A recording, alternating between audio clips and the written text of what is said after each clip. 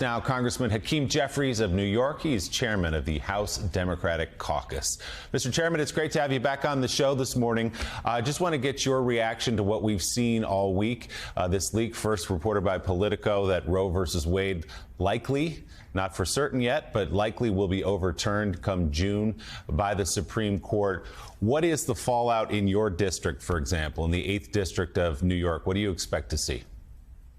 Well, good morning. Great to be on. People are incredibly alarmed. This is a radical, right-wing, runaway, Republican-sanctioned assault by this Supreme Court on our freedom, on our Constitution, on really what we stand for as an inclusive democratic society.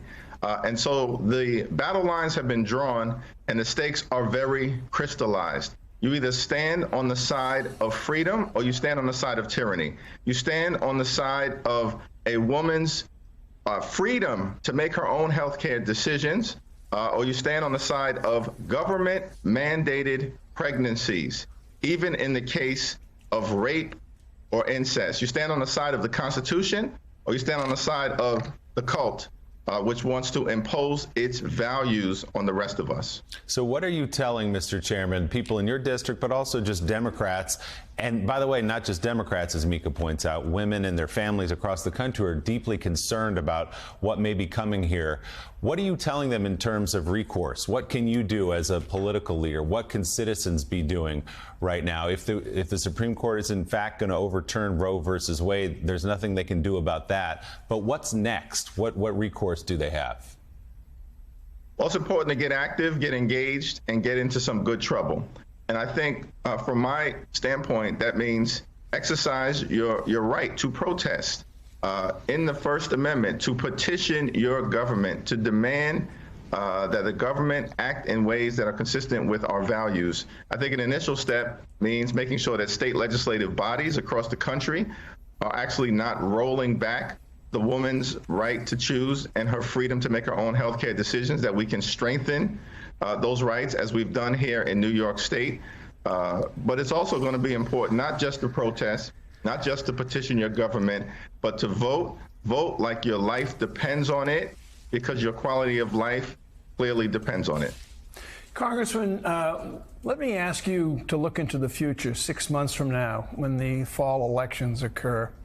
What do you think will drive more people to the polls? What we're talking about right now, the soon-to-be issued opinion overturning Roe versus Wade, looks like that will occur, or the cost of gasoline, groceries, cost of living, and probably the fact that we'll be in a recession at that point. What do you think will be paramount in voters' minds?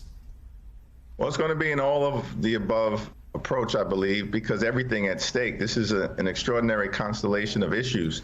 I certainly hope that we're not in a recession and don't believe that we will be, although, of course, these are uncertain economic times. In many ways, I think, led by President Biden, we're in a strong position economically. 8 million good-paying jobs created over his first 15 months. That's a record in American history in terms of a similar point in time. 3.6 unemployment, fastest rate of economic growth we've seen in 40 years. Wages have increased and the deficit has been reduced. But of course, we're dealing with inflationary prices and pressures, food prices high, gas prices high. Legislatively, we are going to act decisively, led by Speaker Pelosi, to deal with these challenges, and hopefully we'll see improvement in the fall. But we're going to continue to work hard on these kitchen table pocketbook issues affecting the lives of everyday Americans, while at the same time making it clear that the stakes are incredibly high in terms of the Republican, right-wing, radical, reckless attack on our freedom. This is just the beginning. I agree with former Secretary of State Hillary Clinton. Mr. Chairman, in addition to the price of groceries, people in your district are concerned about crime. Certainly, Mayor Eric Adams was brought into office with the #1 issue for voters who supported him being quality of life and the spiking crime rates in New York City. How is he doing on that count, and what more should be done to bring down crime in districts like yours? Well, he's doing incredibly well. I think he set the right tone and focus, as he's made clear consistently. Public safety is the prerequisite to prosperity, and the communities that are hit the hardest are those similar to ones that I represent in central Brooklyn and for far too long, they've been often left behind.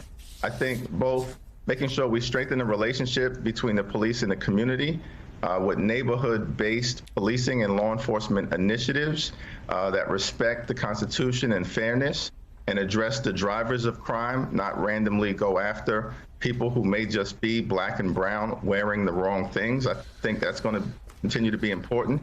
And then investing in youth empowerment, youth programming, enrichment programs, things that give young people productive outlets so they're not lured into doing destructive things.